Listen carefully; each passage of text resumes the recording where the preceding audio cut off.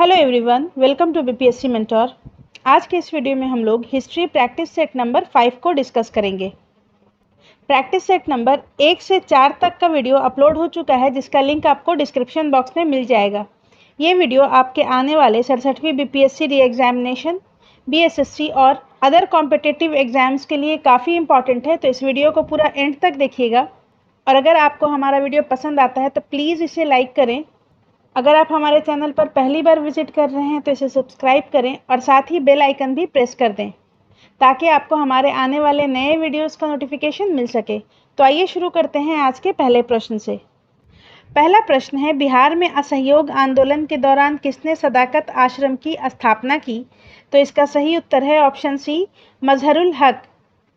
मजहरुल हक ने असहयोग आंदोलन के दौरान 1921 ईस्वी में दीघा पटना में सदाकत आश्रम की स्थापना की थी और असहयोग आंदोलन गांधी जी के द्वारा 1 अगस्त 1920 को शुरू किया गया था।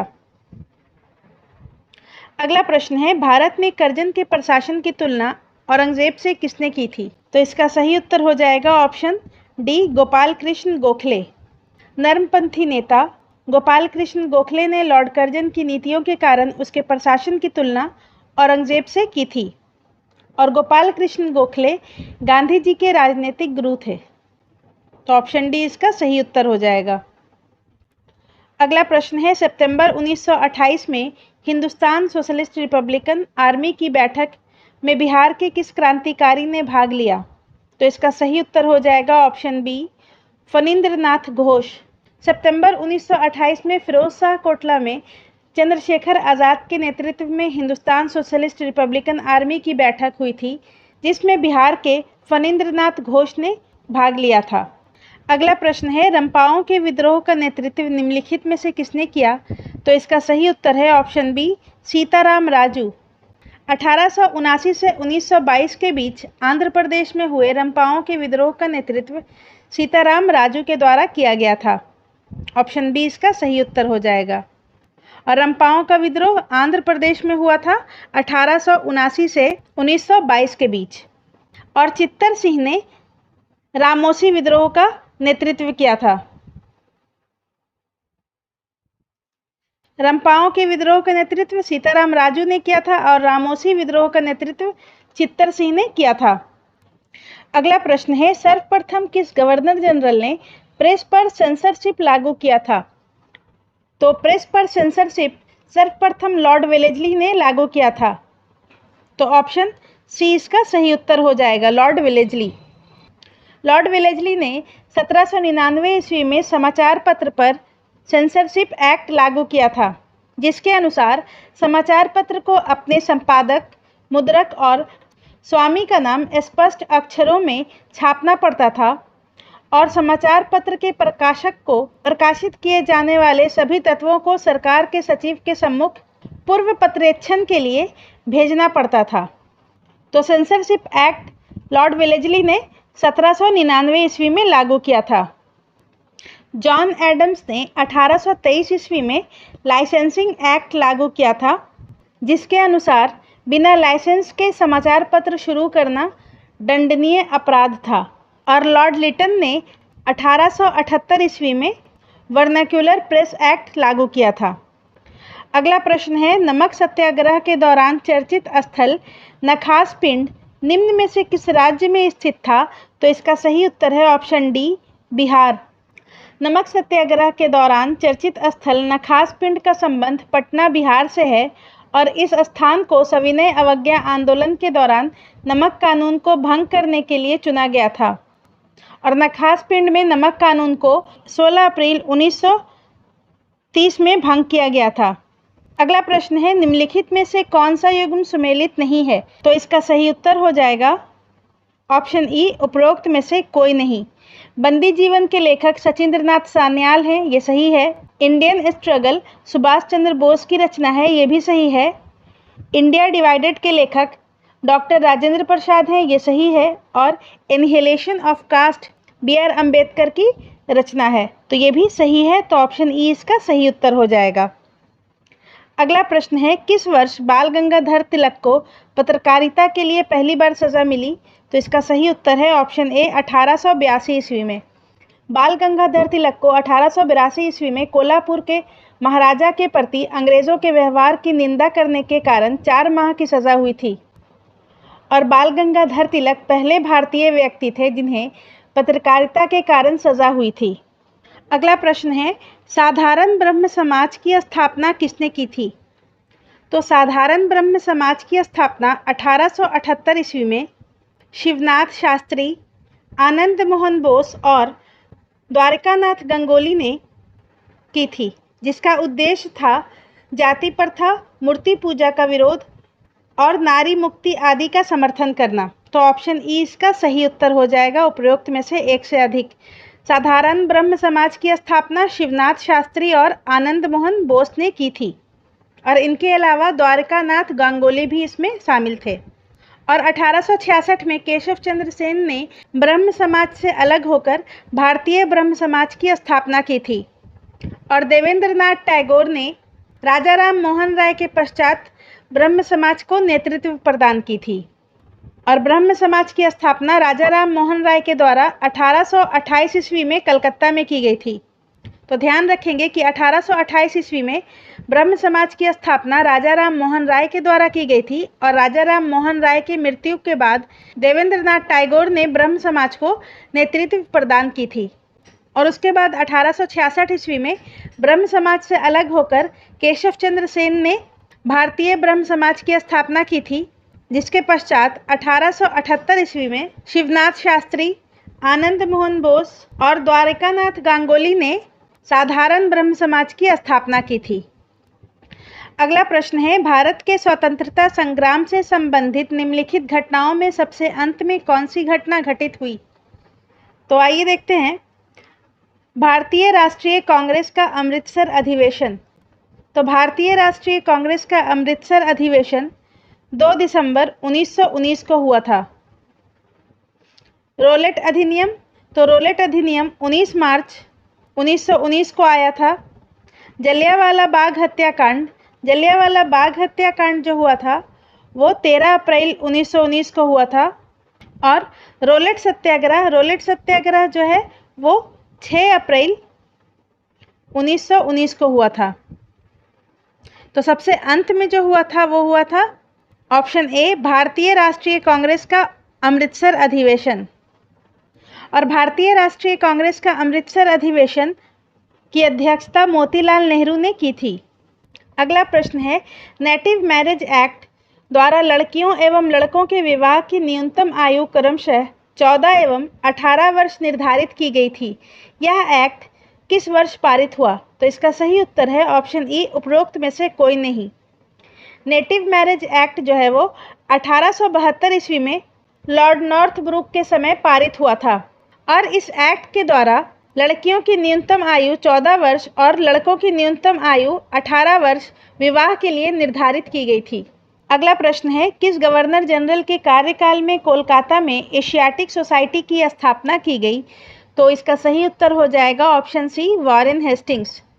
एशियाटिक सोसाइटी की स्थापना वॉरेन हेस्टिंग्स के कार्यकाल में 1784 ईस्वी में विलियम जोन्स के द्वारा किया गया था, जिसका उद्देश्य प्राच्य शिक्षा को बढ़ावा देना था।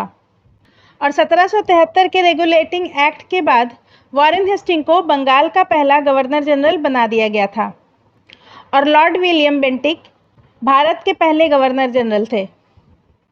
अगला प्रश्न है, निम्नलिखित में किस रचना के माध्यम से राजा राम मोहन राय ने सती प्रथा का विरोध किया था?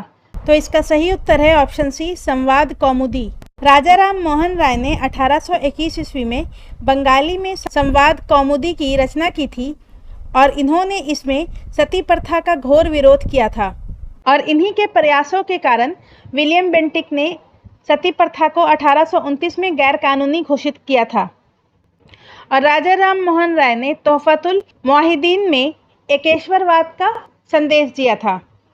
अगला प्रश्न है, निम्न में से कांग्रेस के किस अधिवेशन में राष्ट्रीय आर्थिक कार्यक्रम एवं मौलिक अधिकार संबंधी प्रस्ताव पारित किए गए थे? तो इसका सही उत्तर है ऑप्शन डी, कराची अधिवेशन 1931।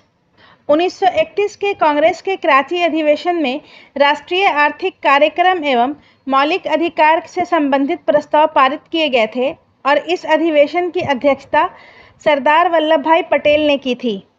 इसके अलावा 1931 के अधिवेशन में गांधी इरविन समझौते का समर्थन भी किया गया था और महात्मा गांधी को लंदन में होने वाले दूसरे गोलमेज सम्मेलन में आईएनसी का प्रतिनिधित्व करने के लिए नामांकित किया गया था। लाहौर अधिवेशन 1929 की अध्यक्षता जवाहरलाल नेहरू ने की थी और इसमें जवाहरलाल नेहरू ने पूर्ण स्वराज पर प्रस्ताव पारित किया था और 26 जनवरी को स्वतंत्रता दिवस के रूप में मनाए जाने की घोषणा की थी। 1928 के कलकत्ता अधिवेशन की अध्यक्षता मोतीलाल नेहरू ने की थी, जिसमें अखिल भारतीय युवा कांग्रेस का गठन किया गया था। तो 1928 के कलकत्ता अधिवेशन की अध्यक्षता मोतीलाल नेहरू ने की थी और अखिल भारतीय युवा कांग्रेस का गठन हुआ था। और 1938 के हरिपुरा अधिवेशन की अध्यक्षता सुभाष चंद्र बोस ने की थी, जिसमें जवाहरलाल नेहरू के नेतृत्व में राष्ट्रीय योजना समिति की स्थापना हुई थी। अगला प्रश्न है, निम्नलिखित में से किनके द्वारा मराठी पत्रिका बहिष्कृत भारत प्रकाशित की गई? तो इसका सही उत्तर हो जाएगा ऑप्शन बी आर अम्बेडकर। 1927 में डॉक्टर बी आर अम्बेडकर ने मराठी पत्रिका बहिष्कृत भारत प्रकाशित की थी। अगला प्रश्न है, महात्मा गांधी द्वारा भारत में पहला आमरण अनशन प्रारंभ किया गया? तो इसका सही उत्तर है ऑप्शन सी, सांप्रदायिक निर्णय के विरुद्ध। 20 सितंबर 1932 को यरवदा जेल में महात्मा गांधी ने सांप्रदायिक निर्णय के विरुद्ध आमरण अनशन प्रारंभ किया था। इन्होंने अपना आमरण अनशन 24 सितंबर 1932 को पूना पैक्ट के बाद समाप्त किया और पूना पैक्ट महात्मा गांधी और बी आर अम्बेडकर के मध्य 24 सितंबर 1932 को हुआ था। अगला प्रश्न है, निम्न में से कौन सुभाष चंद्र बोस के राजनीतिक गुरु थे? तो सुभाष चंद्र बोस के राजनीतिक गुरु चित्तरंजन दास थे और चित्तरंजन दास को देशबंधु के नाम से भी जाना जाता है। और महात्मा गांधी के राजनीतिक गुरु गोपाल कृष्ण गोखले थे। अगला प्रश्न है, 19वीं शताब्दी में भारत पर अंग्रेजी शासन का परिणाम आर्थिक तौर पर निम्नलिखित में से क्या था? तो इसका सही उत्तर है ऑप्शन बी, भारतीय कृषि का वाणिज्यकरण। 19वीं शताब्दी में कृषि का वाणिज्यकरण भारत में ब्रिटिश शासन का परिणाम था और कृषि के वाणिज्यकरण के कारण किसानों को नकदी फसलों को उगाने के लिए मजबूर किया गया था, जो अंग्रेजी कारखानों के कच्चे माल के रूप में ब्रिटेन निर्यात किया जाता था। और कृषि के वाणिज्यकरण के कारण भारत में अकाल और भूखमरी बढ़ गई, नगरीय जनसंख्या लगभग स्थिर रह गई और भारतीय पूंजीपतियों एवं उद्योगों को नष्ट कर दिया गया, ताकि भारत एक बाजार और कच्चे माल के उत्पादक के रूप में ब्रिटिश औद्योगिक हितों की पूर्ति कर सके। अगला प्रश्न है, निम्नलिखित में से किस विषय पर मतभेद होने के कारण द्वितीय गोलमेज सम्मेलन असफल रहा? तो इसका सही उत्तर हो जाएगा ऑप्शन बी, सांप्रदायिक प्रतिनिधित्व। द्वितीय गोलमेज सम्मेलन सांप्रदायिक प्रतिनिधित्व के विषय पर मतभेद होने के कारण असफल रहा और द्वितीय गोलमेज सम्मेलन में ही कांग्रेस की तरफ से गांधी जी ने भाग लिया था। अगला प्रश्न है, मुसलमानों के लिए पृथक राष्ट्र का प्रस्ताव सबसे पहले किसके द्वारा रखा गया था? तो इसका सही उत्तर है ऑप्शन ई, उपरोक्त में से कोई नहीं। मुस्लिम लीग के इलाहाबाद अधिवेशन में सर्वप्रथम मोहम्मद इकबाल ने एक पृथक मुस्लिम राज्य का प्रस्ताव रखा था और मुस्लिम लीग का इलाहाबाद सेशन 1930 ईस्वी में हुआ था। अगला प्रश्न है, निम्नलिखित क्रांतिकारियों में से कौन काकोरी ट्रेन डकैती कांड से संबंधित नहीं थे? तो इसका सही उत्तर हो जाएगा ऑप्शन ए, सुखदेव।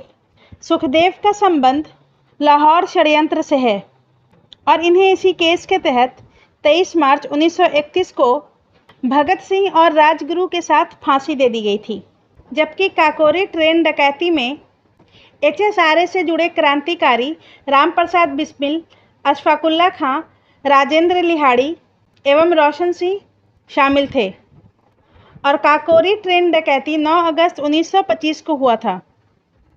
अगला प्रश्न है, अखिल भारतीय राज्य जन conference All India State People's Conference का आयोजन कब किया गया था? तो इसका सही उत्तर हो जाएगा ऑप्शन सी, 1927 ईस्वी में। अखिल भारतीय राज्य जन कॉन्फ्रेंस का आयोजन 1927 ईस्वी में किया गया था। अगला प्रश्न है, वर्ष 1912 में कांग्रेस का 27वां अधिवेशन बांकीपुर पटना में आयोजित किया गया था, इसके अध्यक्ष थे। तो इसका सही उत्तर हो जाएगा ऑप्शन ई, उपरोक्त में से कोई नहीं। वर्ष 1912 के कांग्रेस के 27वें अधिवेशन जो कि बांकीपुर पटना में हुआ था, इसकी अध्यक्षता रंगनाथ सिंह माधोलकर ने की थी और चितरंजन दास ने 1922 में हुए कांग्रेस के 37वें अधिवेशन जो कि गया में हुआ था, उसकी अध्यक्षता की थी। अगला प्रश्न है, अखिल भारतीय मुस्लिम लीग के किस अधिवेशन में बकरीद के अवसर पर गोवध निषिद्ध का प्रस्ताव पारित किया गया था? तो इसका सही उत्तर है ऑप्शन सी, 1919 अमृतसर अधिवेशन। मुस्लिम लीग का 12वां अधिवेशन 1919 में अमृतसर में हकीम अजमल खां की अध्यक्षता में हुआ था और इसी अधिवेशन में बकरीद के अवसर पर गोवध निषिद्ध का प्रस्ताव पारित किया गया। अगला प्रश्न है, निम्नलिखित में से किसने उदंतपुरी विहार का निर्माण करवाया? तो इसका सही उत्तर हो जाएगा ऑप्शन बी, गोपाल। गोपाल ने उदंतपुरी विहार का निर्माण करवाया था और गोपाल पाल वंश का संस्थापक है और इसने उदंतपुरी विहार का निर्माण 7वीं शताब्दी में करवाया था। कुमारगुप्त प्रथम ने नालंदा विश्वविद्यालय का निर्माण करवाया था। धर्मपाल ने विक्रमशिला विश्वविद्यालय का निर्माण कराया था। अगला प्रश्न है, डिस्कवरी ऑफ इंडिया नामक प्रसिद्ध पुस्तक की रचना जवाहरलाल नेहरू ने किस जेल में की थी? तो इसका सही उत्तर हो जाएगा option A, Ahmednagar Fort jail. भारत छोड़ो आंदोलन के दौरान 1942 में पंडित जवाहरलाल नेहरू को गिरफ्तार कर 1942 से 1946 के दौरान अहमदनगर फोर्ट जेल में रखा गया और इसी दौरान पंडित जवाहरलाल नेहरू ने डिस्कवरी ऑफ इंडिया नामक पुस्तक लिखी थी। अगला प्रश्न है, निम्नलिखित में से किस अधिनियम में भारतीय ईसाइयों तथा आंग्ल भारतीयों को प्रतिनिधित्व के लिए पृथक निर्वाचक मंडल बनाए जाने का प्रावधान किया गया? तो इसका सही उत्तर हो जाएगा ऑप्शन सी, भारत शासन अधिनियम 1919।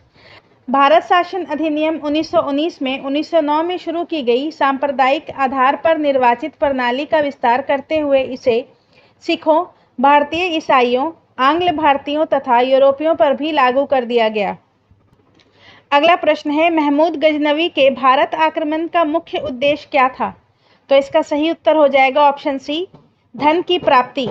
महमूद गजनवी ने 1000 ईस्वी से 1027 ईस्वी तक भारत में कुल 17 बार आक्रमण किया और इसके आक्रमण का मुख्य उद्देश्य था धन की प्राप्ति।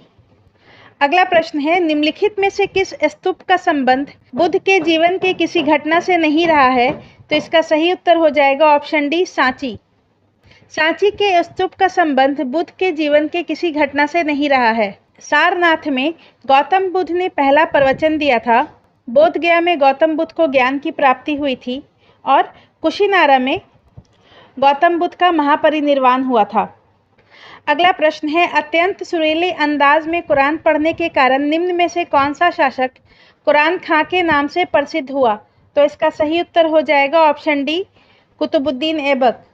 कुतुबुद्दीन ऐबक को सुरीली अंदाज में कुरान पढ़ने के कारण कुरान खां के नाम से भी जाना जाता था और दान देने के कारण इसे लाख बख्श के नाम से भी जाना जाता है। और कुतुबुद्दीन ऐबक ने 2 मस्जिद का निर्माण करवाया, एक कुव्वतुल इस्लाम जो कि दिल्ली में स्थित है और अजमेर में 2.5 दिन का झोपड़ा का निर्माण करवाया था। और इसने प्रसिद्ध सूफी संत ख्वाजा कुतुबुद्दीन बख्तियार काकी की स्मृति में दिल्ली में कुतुब मीनार की नींव रखी थी, जिसे बाद में इल्तुतमिश ने पूरा करवाया था। अगला प्रश्न है, हड़प्पा सभ्यता का महत्वपूर्ण स्थल सुतकांगडोर किस नदी के किनारे स्थित था? तो इसका सही उत्तर हो जाएगा ऑप्शन डी, दाश्त। सुतकांगडोर दाश्त नदी के किनारे स्थित था। सिंधु नदी के किनारे चन्हुदड़ो, परवरा के किनारे दायमाबाद और चिनाब के किनारे मांडा स्थित था।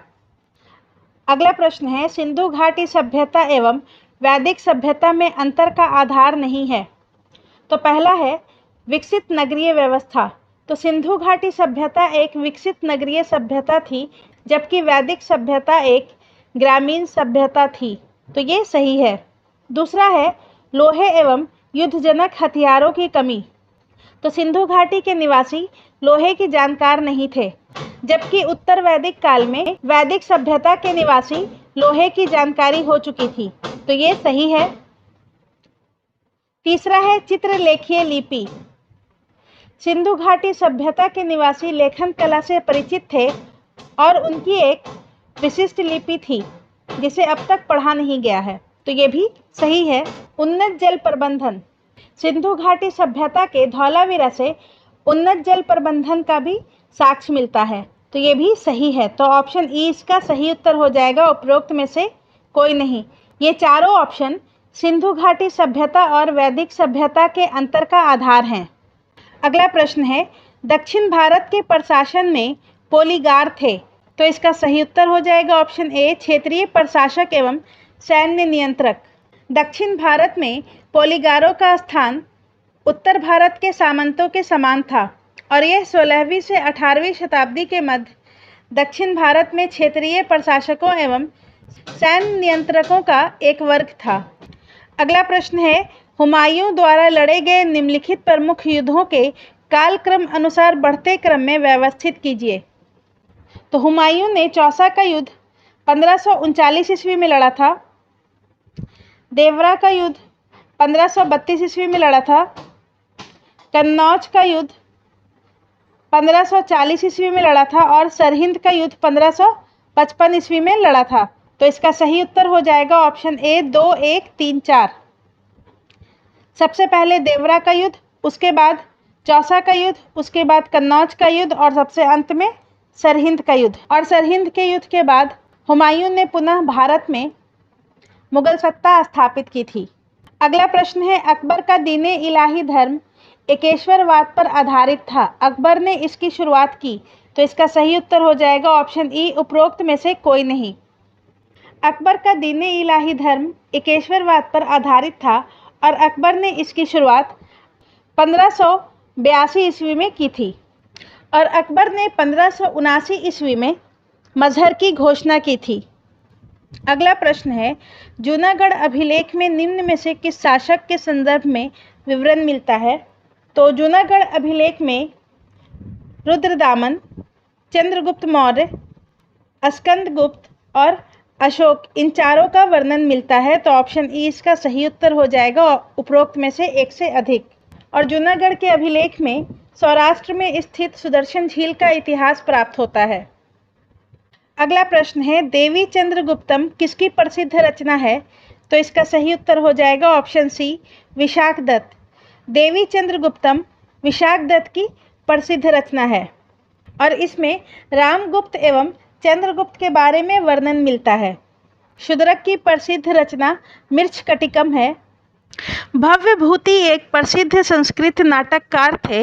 इन्होंने महावीर चरित्र, मालती माधव आदि प्रसिद्ध नाटक लिखे हैं और हरिसेन की प्रसिद्ध कृति प्रयाग प्रशस्ति है। अगला प्रश्न है, मध्यकालीन भारत में मनसबदारी व्यवस्था क्यों लागू की गई थी? तो इसका सही उत्तर हो जाएगा ऑप्शन बी, सैनिकों की सुगमता से भर्ती हेतु। मनसबदारी व्यवस्था अकबर के शासनकाल में लागू किया गया था और सम्राट ने मनसबदारी व्यवस्था को सैन्य व्यवस्था तथा नागरिक प्रशासन को कुशलतापूर्वक संचालित करने के लिए बनाया था। अगला प्रश्न है, विजयनगर साम्राज्य का अवशेष कहाँ मिलता है? तो इसका सही उत्तर है ऑप्शन सी, हम्पी। विजयनगर साम्राज्य की स्थापना 1336 ईस्वी में हरिहर एवं बुक्का नाम के दो भाइयों ने की थी और इस साम्राज्य की राजधानी हम्पी थी और यहाँ से वर्तमान में विजयनगर साम्राज्य के अवशेष मिलते हैं। अगला प्रश्न है, त्रिपिटक किसकी धार्मिक पुस्तक है? तो इसका सही उत्तर है ऑप्शन ए, बौद्ध धर्म की। त्रिपिटक बौद्ध धर्म का प्रमुख ग्रंथ है। इसमें महात्मा बुद्ध के उपदेशों को संग्रहित किया गया है और त्रिपिटक पाली भाषा में लिखी गई है और त्रिपिटक में सुत्त पिटक, विनय पिटक और अभिधम्म पिटक शामिल हैं।